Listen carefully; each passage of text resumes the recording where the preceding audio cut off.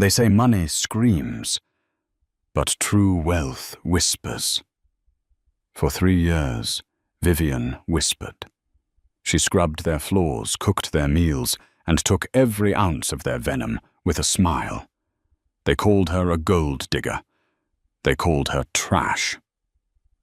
Liam Anderson thought he was trading up when he handed her divorce papers on their anniversary, laughing as he threw her out for a woman with a better pedigree.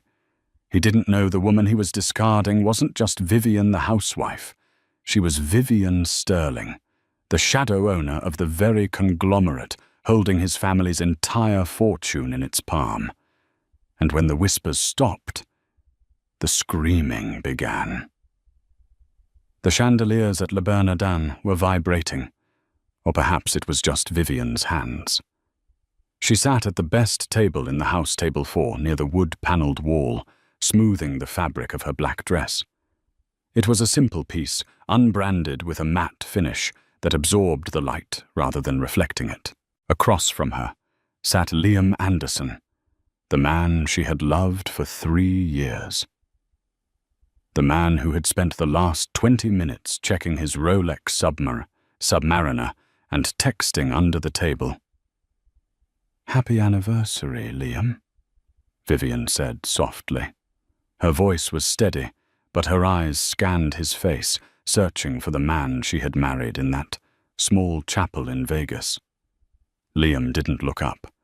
His thumb swiped rapidly across his screen. "Yeah. Happy anniversary, Viv. Look, we need to order quick. Mother is hosting that charity gala for the DeWitt family tonight at the estate. I can't be late." "We haven't even had wine yet," she whispered. "We aren't having wine." Liam finally placed the phone down face up. A notification flashed Chloe. "Can't wait to see you. Wear the blue tie." Vivian saw it. She didn't blink. She had known about Chloe DeWitt for 6 months. She knew about the late nights at the office, the business trips to Aspen, the smell of Chanel Num. 5. A scent. Vivian never wore clinging to his collar. She had stayed because she believed in vows. She believed that beneath the arrogance the Anderson family had instilled in him, Liam was still the kind, struggling architect she'd met in a coffee shop. She was wrong.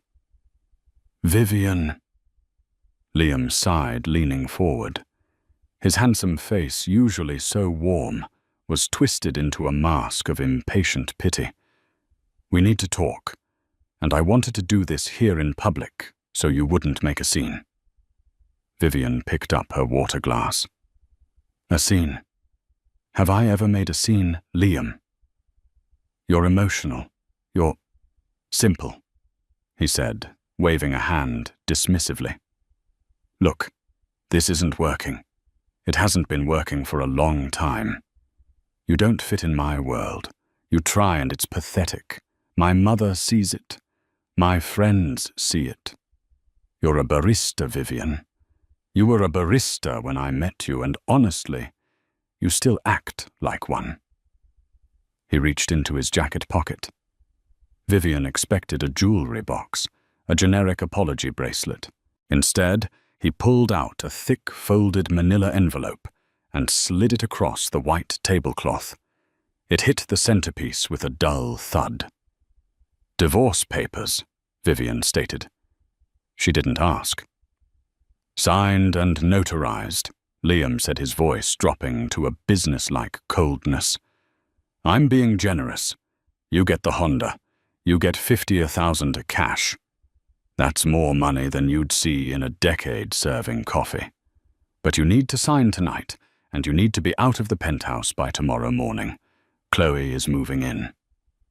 The air in the restaurant seemed to freeze. A waiter hovered nearby, sensing the tension, and backed away. "Chloe," Vivian repeated. "Chloe DeWitt, the shipping heiress." "She understands the pressure I'm under," Liam snapped, defensive now. "She brings value to the Anderson name. Her father is investing in my new Skyline project. What do you bring, Vivian?" "Your meatloaf recipe."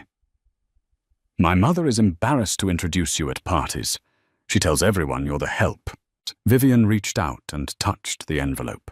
Her fingers were manicured, not with the gaudy gels Chloe favored, but with a clear, strengthening polish. Is that what you think? Vivian asked, her eyes locking onto his. That I bring nothing. Let's be real. Liam scoffed, checking his watch again. You have no lineage, no connections, no assets. You're a liability.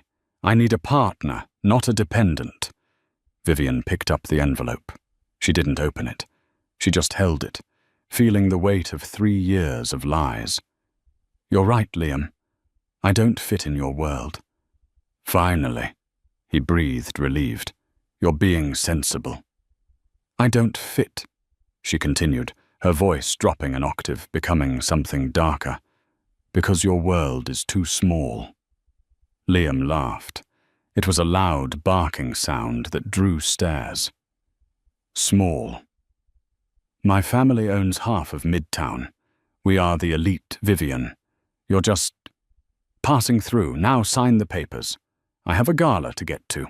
Vivian reached into her purse, a battered leather tote that Beatrice Liam's mother had once called a grocery bag, and pulled out a pen. It wasn't a cheap Bic. It was a Mont Blanc Meisterstück, heavy and black. Liam didn't notice. He never noticed the details. She signed her name with a flourish. Vivian Hall. She slid the papers back. Keep the money, she said, standing up, and keep the Honda. I won't be needing them. Don't be dramatic, Liam sneered, snatching the papers. How will you get home?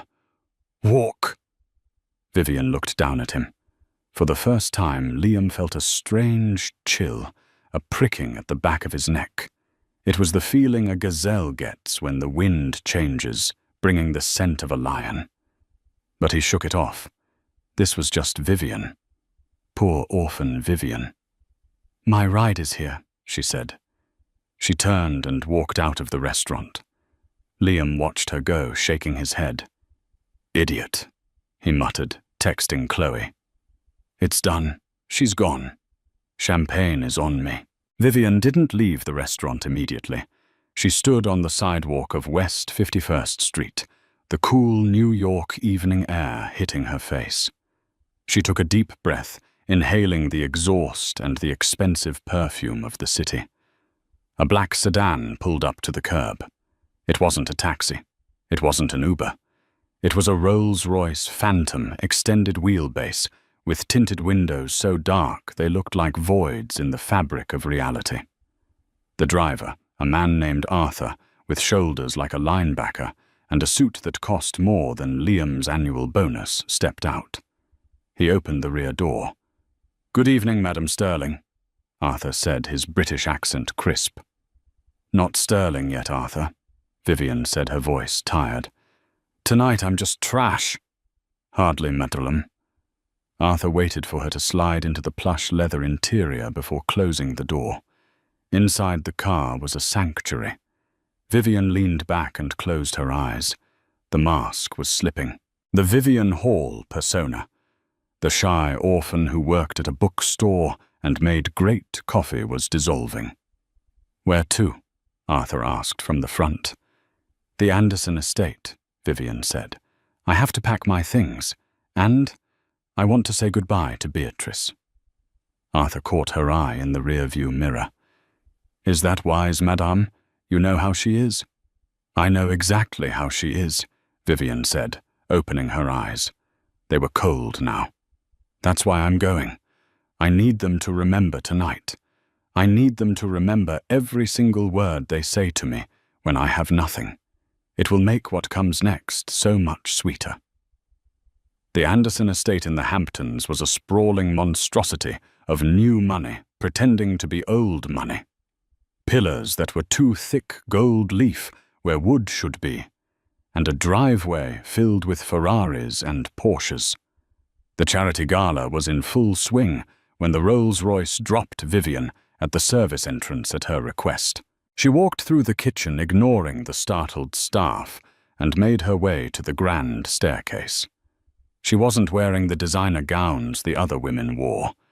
She was still in her simple black dress. She ascended the stairs, heading toward the master suite to pack her bag, but a shrill voice stopped her on the landing. "Well, look who decided to show up. The stray cat." Vivian turned. Beatrice Anderson stood there, holding a flute of champagne. She was draped in diamonds. Diamonds Vivian recognized immediately as mid-tier clarity likely purchased from a wholesaler, not a heritage jeweler. Next to her stood Chloe DeWitt, wearing a dress that was cut too low and comprised of red sequins. "Hello, Beatrice," Vivian said calmly. "Chloe, Liam told us the good news." Beatrice smirked, taking a step closer. The smell of gin was overpowering. "He finally cut the dead weight. I told him 3 years ago, 'Liam, you don't marry the help you hire them.' But he was in his rebellious phase." Chloe giggled, covering her mouth with a hand that sported a massive sapphire ring. "Oh, don't be too harsh, Mrs. Anderson." Vivian tried. It must be hard pretending to be civilized. A small crowd of guests had gathered at the bottom of the stairs, sensing blood. The humiliation was public now.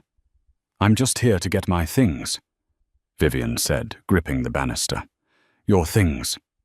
Beatrice laughed, a harsh, grating sound. "You mean the clothes my son bought you, the jewelry my son paid it for. You leave with what you came with, honey," which, if I recall, was a distinct smell of roasted beans and desperation.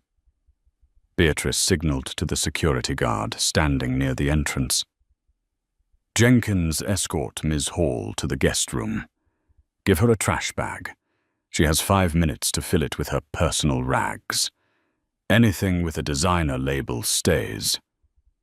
Vivian felt the heat rise in her cheeks. Not shame. Anger. Pure, molten anger. "You really want to do this now, Beatrice?"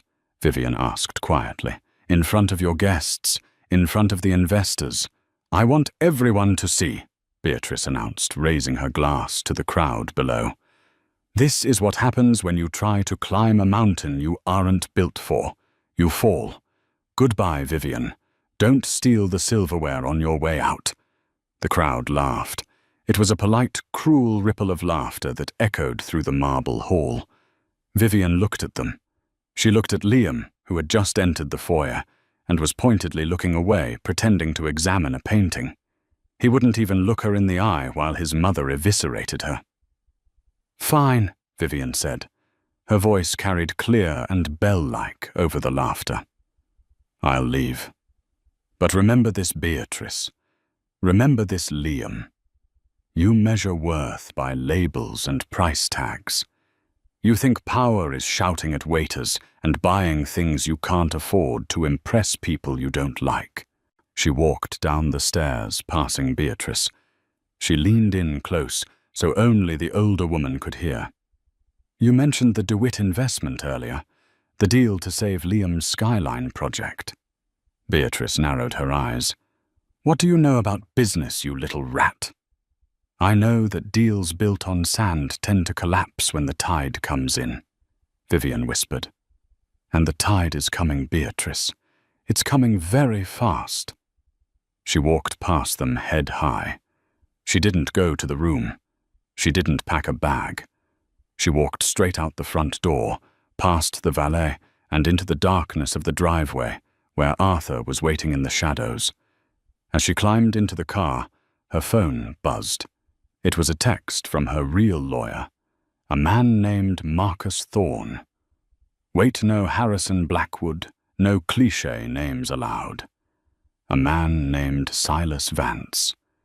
Text from Silas. The board is assembled. They are waiting for the chairwoman. Are you ready to come back to life, Ms.? Sterling, Vivian, looked back at the Anderson estate, glowing with golden light, filled with people who despised her. She typed a single word reply. Now. "Arthur," she said, shedding the soft voice of Vivian Hall forever. "Take me to the airstrip. The jet is fueled. We're going to Zurich tonight. I have a company to reclaim." "And the Anderson file, madame?" Arthur asked, pulling the car onto the main road. "Open it," Vivian said, staring at her reflection in the dark window. "Freeze their credit lines, call in the short-term loans on their construction firm, and tell the acquisition team to prepare a hostile bid for DeWitt Logistics. I want to own everything they think makes them better than me." "Very good, madame." As the Rolls-Royce sped away into the night, the first domino fell. Inside the party, Liam's credit card was declined at the bar. 6 months had passed since Vivian walked out of the Anderson estate. In the world of the ultra-wealthy, 6 months is usually enough time to plan a wedding merge, 2 companies, or ruin a reputation. For the Andersons, it was enough time to feel the ground turn into quicksand. Liam stood in the center of his crowning achievement, the Aurora Skyline Tower. It was supposed to be a 70-story marvel of glass and steel that would redefine the Manhattan skyline. Instead, it was a silent skeleton. The cranes were still. The workers were gone. The only sound was the flapping of a plastic tarp in the wind. "Why have they stopped?" Liam screamed into his phone, his knuckles white. "I signed the requisition forms yesterday." "Mr. Anderson."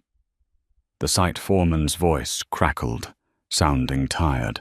"The suppliers didn't get it paid. The cement trucks turned around at the gate. They said your credit line with First National has been frozen." "That's impossible," Liam snapped. "My mother had lunch with the bank president last week." "Then you better call your mother," the foreman said, and hung up. Liam threw his phone against the concrete pillar. It shattered a spider web of cracks appearing on the screen. Just like his life. Since Vivian left, the Anderson family's luck had rotted. It started small. Misplaced files, missed deadlines. Then the inspections started. The IRS audited them twice. The Department of Labor launched an investigation into their hiring practices. Then the loans started getting called in. Liam drove back to the office, a sleek building in Midtown that now felt like a mausoleum. When he arrived, the reception desk was empty. His assistant, a capable woman named Sarah, had quit 3 days ago, claiming she couldn't work in a toxic environment. He barged into his office to find Beatrice sitting on his leather sofa nursing a migraine. Next to her was Chloe scrolling through Instagram on her phone. "Did you fix it?" Beatrice asked, not opening her eyes. "The site is shut down," Liam said, collapsing into his chair. "The bank froze us out. Mom, you said the DeWitt investment was secure. Where is Chloe's father's money?" Chloe looked up, popping a piece of gum. "Daddy is hesitant. He says investing in a sinking ship is bad for his own portfolio. He's waiting for the market to stabilize." "Stabilize?" Liam slammed his fist on the desk. "We are sinking because he won't invest." "It's a paradox, Chloe. Tell him if he doesn't sign the check by Friday, we lose the building." "Don't yell at me, Liam," Chloe whined. "I'm stressed too. The wedding planner says the florist won't take a deposit anymore. They want full payment up front. It's embarrassing. Do you know how hard it is to plan the wedding of the century when your fiancé's credit card gets declined at Starbucks?" "The wedding?" Liam laughed, a manic, jagged sound. "We are about to lose the company, and you're worried about flowers." "Stop it, both of you," Beatrice hissed, standing up. "We are Andersons. We do not panic. This is just a hostile market cycle. Someone is manipulating the board." "Who?" Liam asked. Who has the power to turn every bank in the city against us? Just then the intercom on Liam's desk buzzed. It shouldn't have buzzed. There was no receptionist. Liam stared at it. He pressed the button. "Who is this?" "A visitor," a smooth baritone voice replied. "Mr. Silas Vance. I'm here representing your new primary creditor." Liam looked at Beatrice. Her face went pale. "Send him in," Liam said. The door opened and a man walked in. Silas Vance was terrifyingly well-groomed. He wore a charcoal suit that was tailored to the millimeter rimless glasses and held a briefcase that looked like it contained nuclear codes. He didn't smile. He didn't offer a hand. He simply walked to the empty chair opposite Liam and sat down. "Who are you?" Beatrice demanded. "We bank with First National. We don't know you." "First National sold your debt packages this morning," Silas said calmly, opening his briefcase. "They considered your assets toxic. My client, however, specializes in distressed assets. As of 9:00 a.m., the Sterling Group owns your construction loans, the mortgage on your Hamptons estate, and the lien on this office building." "The Sterling Group," Liam frowned. "I've never heard of them." "That is by design," Silas said. "Real power doesn't advertise on billboards, Mr. Anderson." Silas slid a document across the desk. It was a foreclosure notice. "You have 48 hours to pay the outstanding balance of $120 million, Silas stated. "Or we seize the assets, all of them, including the land the Skyline Tower sits on." "This is insane," Chloe shrieked. "My father knows people. You can't just take their company." Silas turned his cold gaze to Chloe. "Ah, Ms. DeWitt. Your father, Franklin DeWitt, was actually the first to sell. He offloaded his 15% stake in Anderson Architecture to us yesterday. He made quite a profit. Smart man." Chloe gasped. "Daddy sold his shares." "He saw the writing on the wall," Silas said. He stood up. 48 hours, Mr. Anderson. My client is not known for mercy." "Wait." Liam scrambled up. "Who is your client? I want a meeting. I can explain the delays. I can restructure." Silas paused at the door. He adjusted his glasses. "The CEO is currently in New York for the Global Economic Summit. They are staying at the Obsidian Penthouse. If you want to beg, that is where you go. But I suggest you bring something more valuable than excuses." Silas Vance walked out, leaving the three of them in a silence so heavy it felt like the room was under water. "Sterling Group?" Beatrice whispered, her hands shaking. "I've heard rumors. They operate out of Zurich. They buy countries, Liam, not companies. Why are they targeting us?" Liam stared at the foreclosure notice. "I don't know, but we have to go to that penthouse. Tonight." The Obsidian Tower was the newest, most exclusive address in Manhattan. It made the Andersons' buildings look like Lego sets. The penthouse occupied the top 3 floors, a fortress of glass looking down on the ants of the city. Liam, Beatrice, and a reluctant Chloe stood in the lobby. They had been waiting for 3 hours. "This is humiliating," Beatrice muttered, shifting in her heels. "We are Andersons. We do not wait in lobbies." "We do when we're broke, Mother," Liam said, his voice hollow. He looked tired. He hadn't slept in 2 days. He missed the way his life used to be organized calm. He realized now that the calm wasn't natural. It was maintained by Vivian. He pushed the thought away. Vivian was gone. This was business. Finally, a security guard approached them. "The CEO will see you now. Top floor. You have 10 minutes." They rode the elevator in silence. The numbers ticked up, ears popping with the altitude. When the doors opened, they weren't in an office. They were in a vast living space that looked like a museum.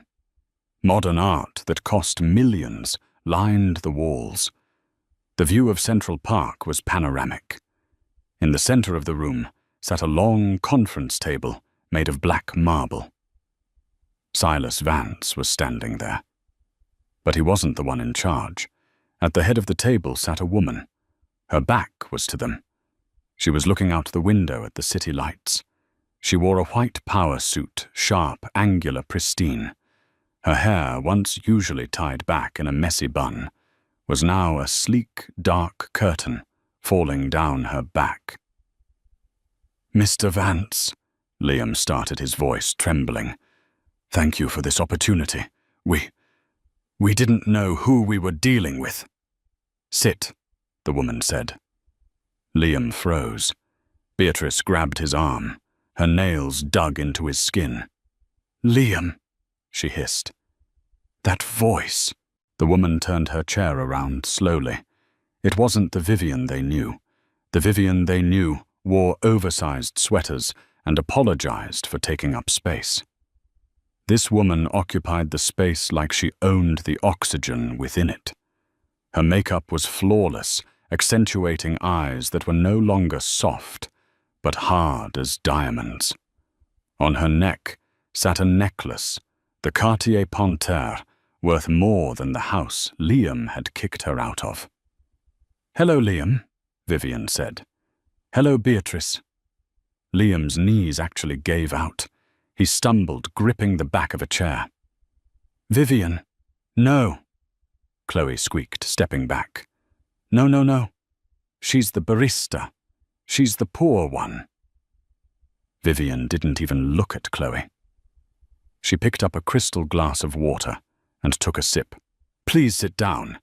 You wanted to restructure your debt. Let's talk business." "You," Beatrice pointed a shaking finger. "You are the CEO of Sterling Group." "That's a lie. You're a fraud. You married my son for his money." "Did I?" Vivian smiled. It was a terrifying expression. "Let's correct the record, Beatrice. I didn't marry Liam for his money. I married him despite his lack of it." "Lack?" Liam found his voice. "We are millionaires." "You were millionaires," Vivian corrected. "I am a billionaire, Liam. Multi. My grandfather was Elias Sterling, the shipping magnate, the banker of kings. When he died 3 years ago, I inherited everything. But I wanted a normal life. I wanted to be loved for me, not the checkbook. So I created Vivian Hall. I worked in a coffee shop. I met you. I fell in love."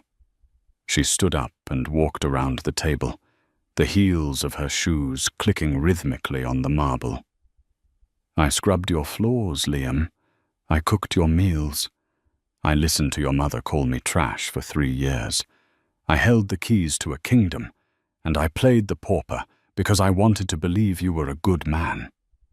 She stopped right in front of him, the scent of her perfume. Baccarat Rouge 540 filled his nose. "But you aren't a good man. You're small. You're weak. And when you threw me out like garbage, you woke up the Sterling." "Vivian, please." Liam stammered, his brain struggling to recalibrate. "Baby, if I had known. We can fix this. I still love you. The divorce. It was a mistake. I was stressed." Vivian laughed. "You don't love me, Liam. You love that I own your debt." She turned to Silas. "Show them." Silas projected an image onto the wall. It was a complex diagram of the Anderson Corporation. "I didn't just buy your debt," Vivian explained, walking back to her seat. "I bought your supply chain. I bought the land rights to your projects. I even bought the patent for the specialized glass you use in your designs. I own the air you breathe, Liam." "What do you want?" Beatrice croaked. She looked 10 years older than she had 10 minutes ago. Do you want to humiliate us? Fine. You win. We are humiliated.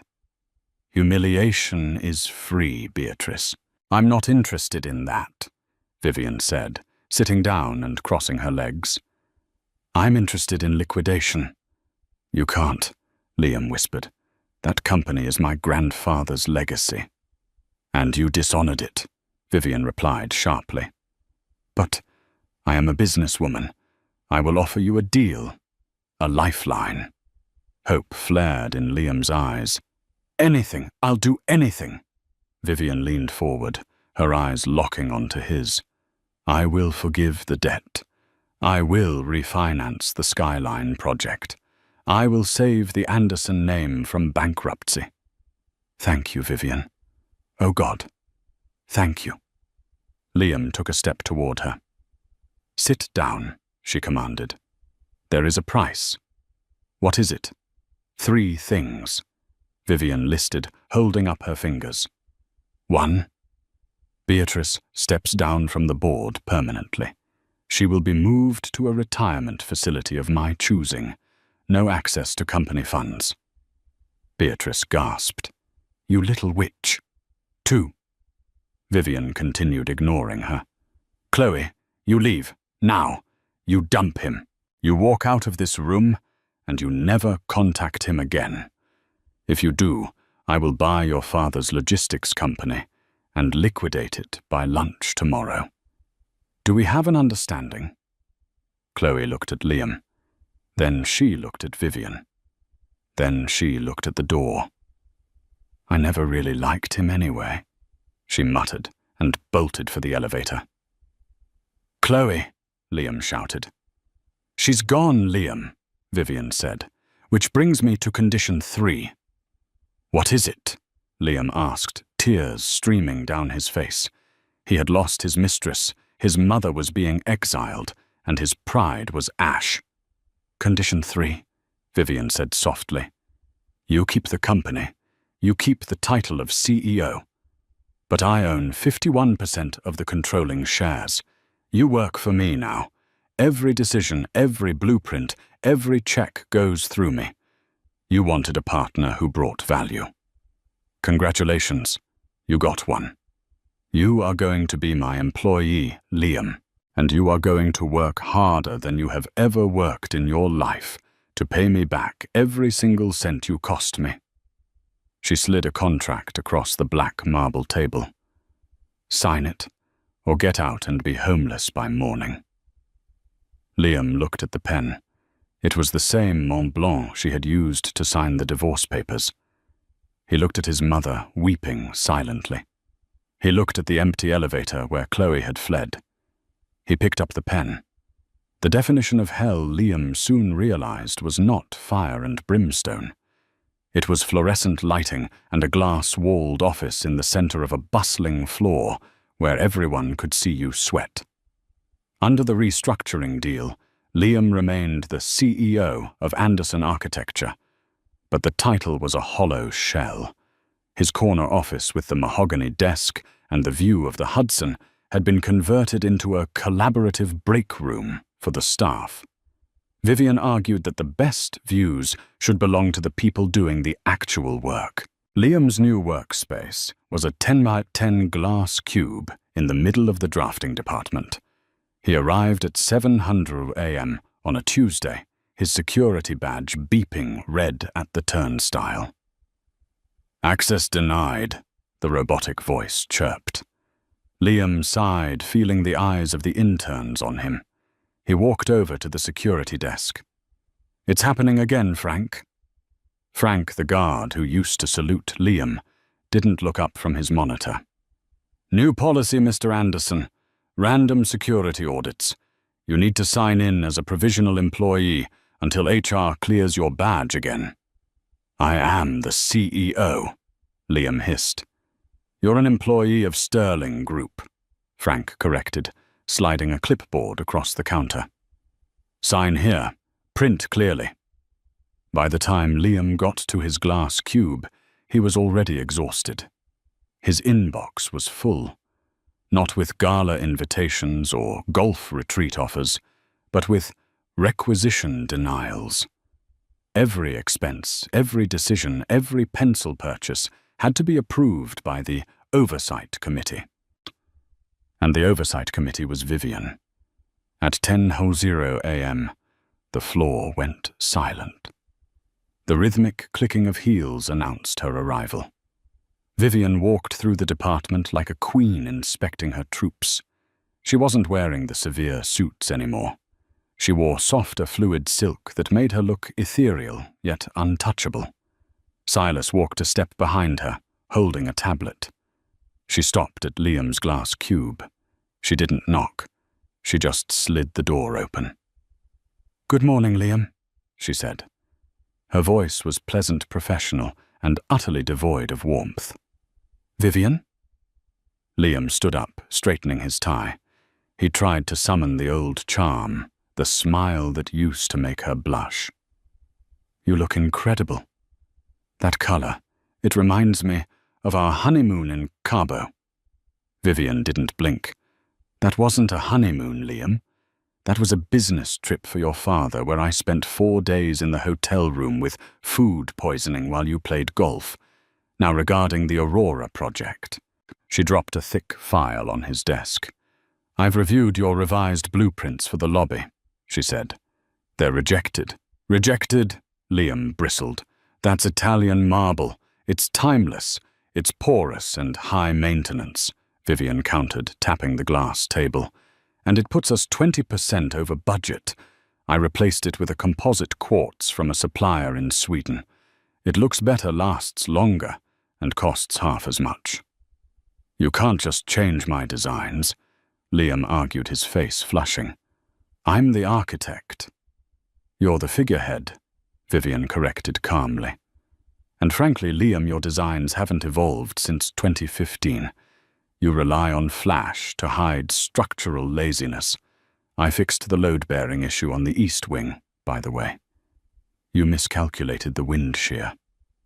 Liam stared at her. He wanted to scream. But the worst part was, she was right. He had delegated the math to a junior associate. He hadn't checked it. "Is there anything else?" he muttered. "Yes," Vivian said, checking her watch. "We have the investor walk through at noon. I need you to be there to shake hands and look pretty. But don't speak about the financials. You tend to round up. I prefer accuracy." She turned to leave, then paused. "Oh, and Liam." "Yes." Hope flared in his chest. Maybe a crack in the armor. "The interns are complaining that you're stealing their creamer from the fridge. Stop it. Buy your own." She walked away. Through the glass walls, Liam saw the junior architects snickering. He sank into his chair, burying his face in his hands. He was earning a salary of $1 a year, plus performance bonuses Vivian had made statistically impossible to achieve. He was working off a $20 million debt. At this rate, he would be free in roughly 400 years. 3 months later, the Aurora skyline finally opened. Thanks to Vivian's brutal efficiency and deep pockets, the building was finished ahead of schedule. It was a masterpiece. The press called it the resurrection of the Anderson legacy. The launch party was the event of the season.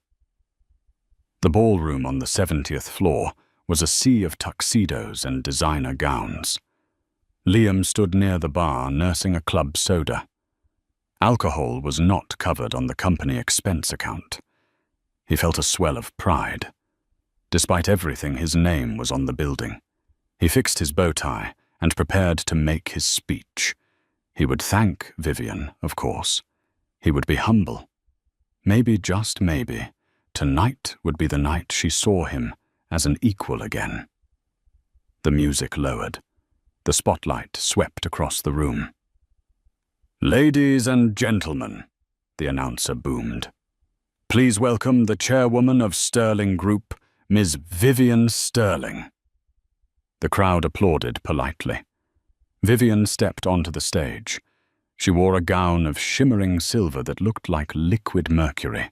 She was radiant, but she wasn't alone. A man held her hand as she ascended the stairs. He was tall, with broad shoulders and a face that looked like it had been carved from granite. He wasn't pretty like Liam. He was rugged. He had a scar above his eyebrow and eyes that were fiercely intelligent.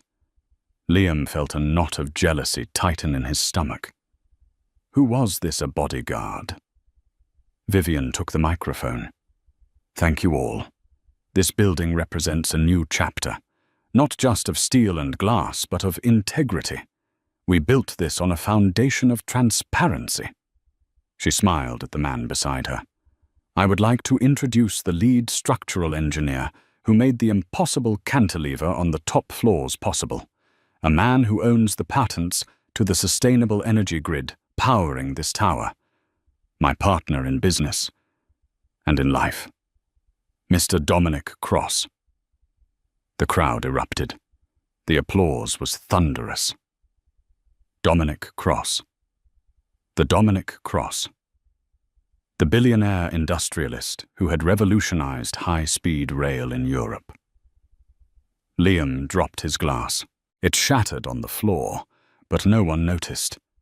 They were too busy watching Dominic lean in and whisper something to Vivian that made her laugh, a genuine, throaty laugh that Liam hadn't heard in years. After the speech, Liam tried to maneuver through the crowd. He needed to talk to her. He needed to mark his territory, even if that territory was a scorched wasteland. He found them near the balcony. Dominic had his hand on the small of Vivian's back. Vivian, Liam interrupted, forcing a smile. Great speech. Vivian turned. Her eyes cooled instantly. Hello, Liam.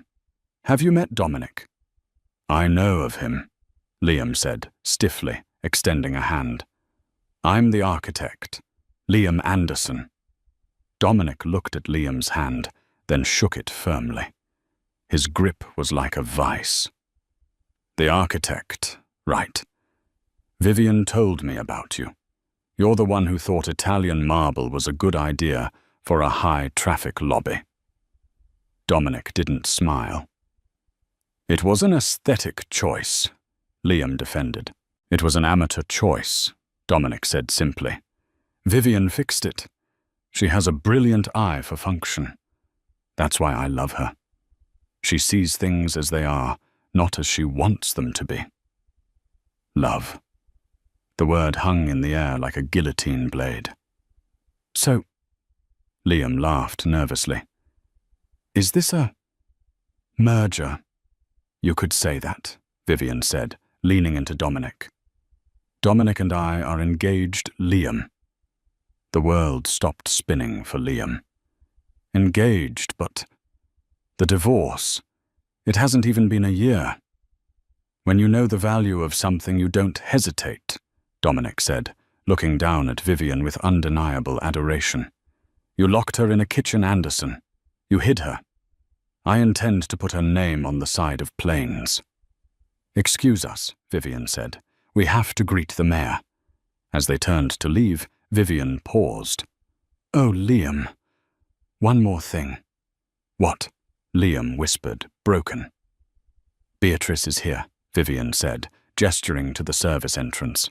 She wasn't on the guest list, but security caught her trying to sneak into the AV room. I told them not to call the police. Yet. The descent from the 71st floor to the basement felt less like an elevator ride and more like a fall from grace. The polished brass and mirrored surfaces of the Aurora Skyline's public elevators gave way to the scratched steel and industrial hum of the service lift. Liam watched the floor numbers plummet, his reflection staring back at him, pale, sweating his bow tie, undone a man unraveling in real time. When the doors slid open, the air was different. It didn't smell of expensive perfume and champagne anymore. It smelled of ozone concrete dust and the stale recycled air of the underground. The security holding room was at the end of a long fluorescent-lit corridor. Two burly guards stood outside, their arms crossed, looking more like prison wardens than corporate security. Liam pushed past them, ignoring their attempts to block him. "Get out of my way! That's my mother in there!" He burst into the room. It was a stark, windowless box, designed for interrogation, with cinder block walls, painted a depressing shade of institutional grey. In the center, bolted to the concrete floor, was a metal table. And there sat Beatrice Anderson, the woman who had ruled New York high society for 3 decades, who had sneered at waiters and terrorized event planners, looked like a broken doll. Her expensive trench coat was rumpled, stained with grease from where she must have been forced against a wall. Her wig, usually glued to perfection, had slipped askew, revealing the thinning grey hair beneath. One of her hands was handcuffed to the table loop. "Mum." Liam's voice cracked. The sight of her stripped of her armor made his stomach turn. Beatrice's head snapped up. Her eyes were wide, frantic, darting around the room as if tracking invisible flies. "Liam. Oh, thank God. Tell them, Liam. Tell these brutes who I am. I am Beatrice Anderson. I own this city." "You don't own anything, Mom," Liam whispered, rushing to her side. He grabbed her free hand. It was ice cold and trembling. "What did you do? Why are you here?" "I had to stop her," Beatrice hissed, leaning in close, her breath smelling of sour fear and mints. "She's erasing us, Liam. Do you see it? She's scrubbing our name off the walls. Sterling Cross. It's an abomination. I couldn't let her launch the server. I had to kill it." "Kill it?" Liam pulled back, horrified. "Mom, this building is fully automated. If you crash the server, the safety systems fail. The elevators, the fire suppression. You could have hurt people." "Collateral damage?" Beatrice shrieked, slamming her free hand on the table. The handcuff rattled violently against the metal. "It's war, Liam, and you're too soft to fight it." Before Liam could respond, the heavy steel door creaked open behind them. The atmosphere in the room shifted instantly. The frantic energy of Beatrice's hysteria was sucked out, replaced by a vacuum of terrifying calm. Vivian stood in the doorway. She didn't look like the woman who had just charmed the mayor and the press upstairs. The public mask was gone. In the harsh fluorescent light of the basement, she looked like a judge arriving at a sentencing.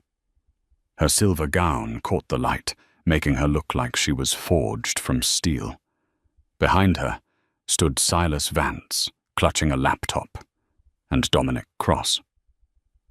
Dominic didn't enter fully. He leaned against the doorframe, arms crossed, a silent, imposing wall of muscle protecting the woman he loved. "Uncuff her," Vivian ordered quietly. Her voice wasn't loud, but it carried an authority that made the guard in the corner scramble for his keys. "Vivian, please," Liam begged, stepping between his mother and his ex-wife. He held his hands up in surrender. "She's not well. Look at her. She's having a breakdown. Don't press charges. I'll take her home. I'll admit her to a clinic tonight. Just don't call the police." Vivian walked further into the room.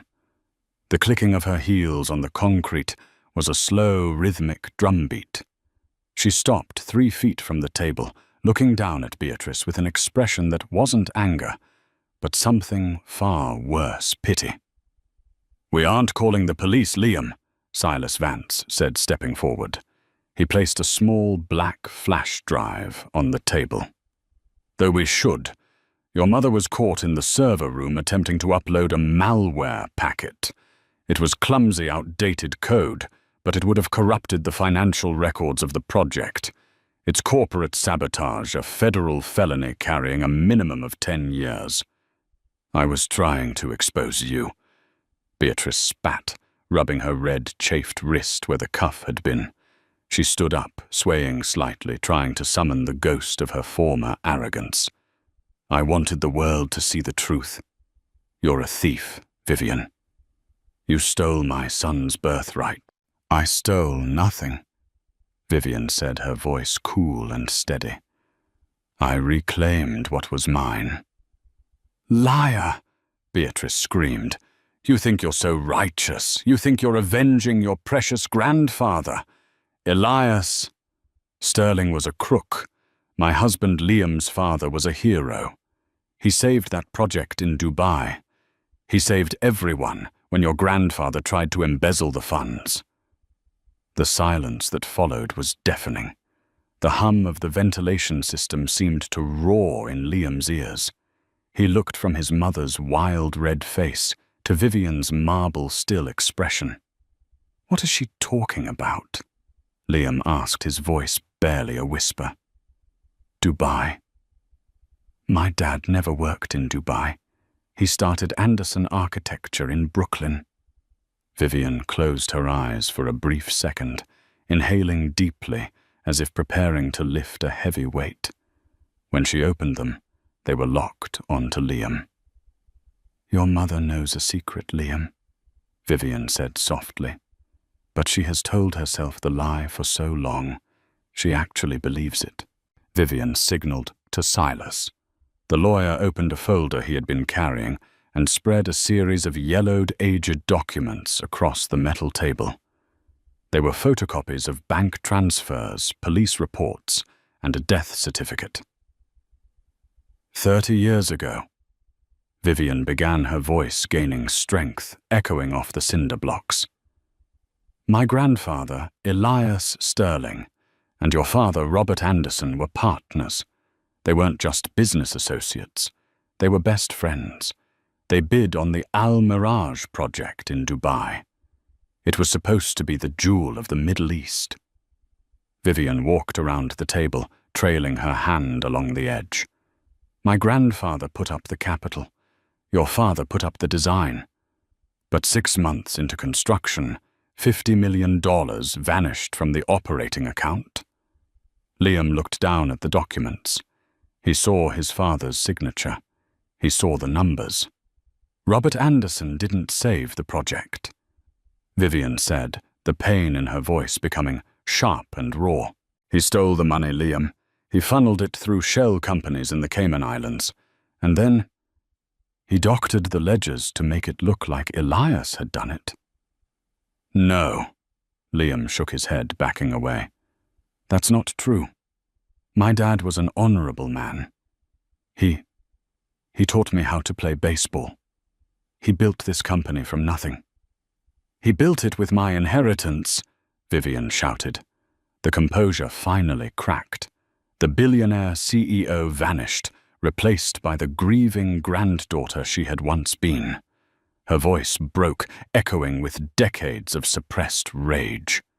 He framed my grandfather. Elias was arrested in a foreign country. He was stripped of his license, his dignity, and his name. He lost everything. He died of a massive heart attack in a holding cell 6 months later, disgraced and broken. My grandmother died of grief a week after that. She pointed a trembling finger at Beatrice. And she knew. She knew every single cent of the Anderson fortune was dripping with the blood of my family. Beatrice didn't deny it. She just slumped back into her chair, covering her face with her hands, sobbing quietly. Liam felt the room spinning.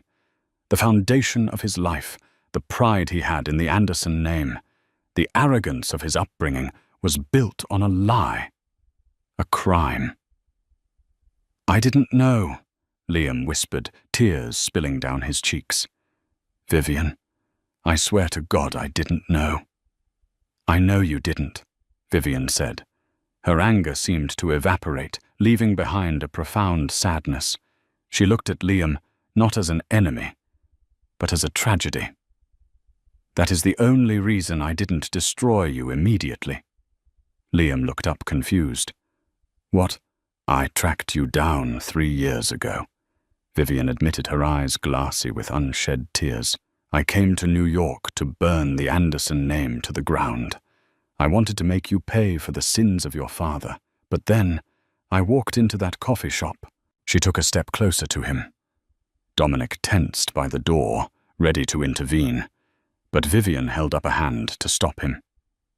You were kind, Liam. You were funny. You smiled at me when nobody else did. And I thought, maybe the son isn't the father. Maybe the blood isn't poisoned. She let out a shaky breath. I married you because I wanted to forgive. I wanted to believe that if I loved you, and if you loved me back, really loved me for me, not for money or status, then the past could be buried. I was willing to let the 50 million go. I was willing to let the Anderson company stand. I was ready to live as Vivian Hall, the barista, for the rest of my life, just to be happy with you. Liam felt a knife twist in his heart. He realized with sickening clarity just how close he had been to salvation. He had held a multi-billion-dollar fortune and a woman of incredible substance in his arms, and he had thrown them both away for a skyline view and a woman like Chloe. But you failed the test, Vivian said, her voice hardening again, the diamond turning cold. You were exactly like them. You measured people by their utility. You treated me like an accessory.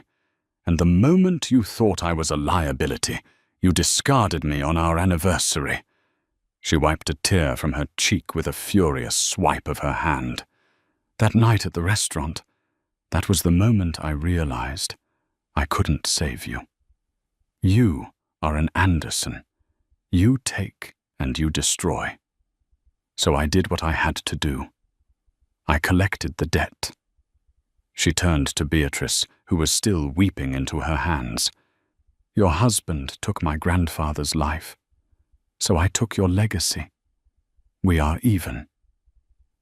Vivian reached into her small silver clutch. She didn't pull out a weapon.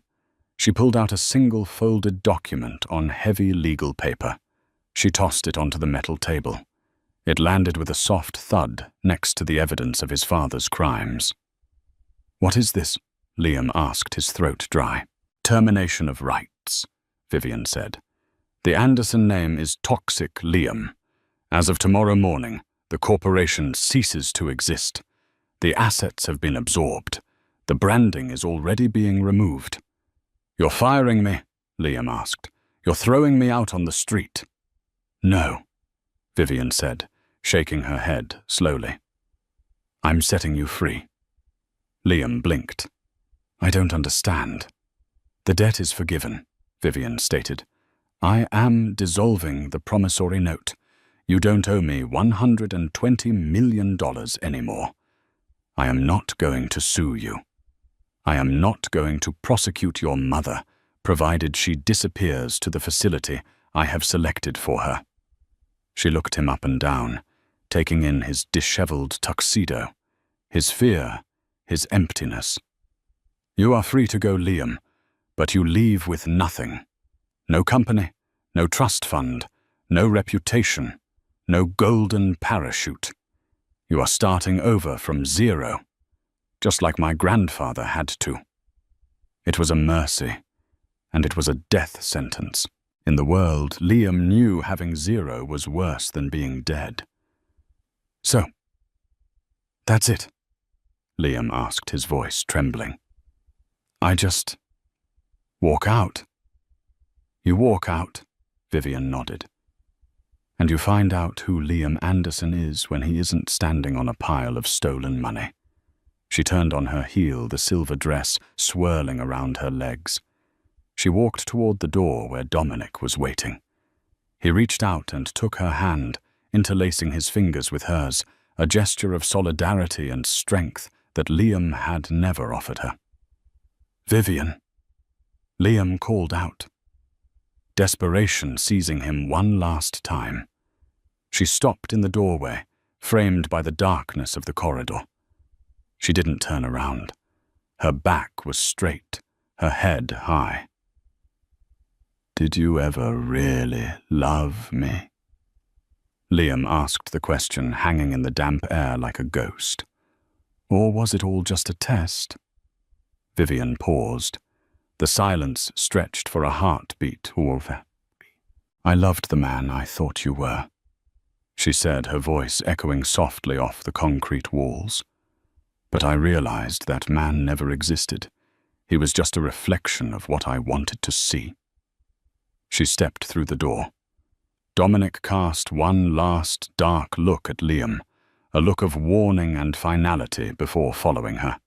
The heavy steel door swung shut with a resounding clang, the sound of a vault locking forever. Liam was left standing in the cold grey room, the hum of the server banks vibrating through the soles of his shoes, alone with his weeping mother, and the terrible, liberating weight of having absolutely nothing left to lose. Liam Anderson spent his whole life standing on a mountain he didn't build thinking he was a giant. It took falling to the bottom to realize that true stature comes from what you can endure, not what you can buy. He lost a fortune, but in the silence of that coffee shop, he might have finally found himself. Vivian Sterling proved that the most dangerous thing you can do is underestimate the quiet ones, because while you're busy shouting about your worth, they're busy owning the building you're standing in. If you enjoyed this story of revenge redemption and the cold, hard truth about money, hit that like button. It really helps the channel. Don't forget to subscribe and ring the bell so you never miss a story. What would you have done in Vivian's shoes? Forgiven him or destroyed him? Let me know in the comments below. Thanks for watching.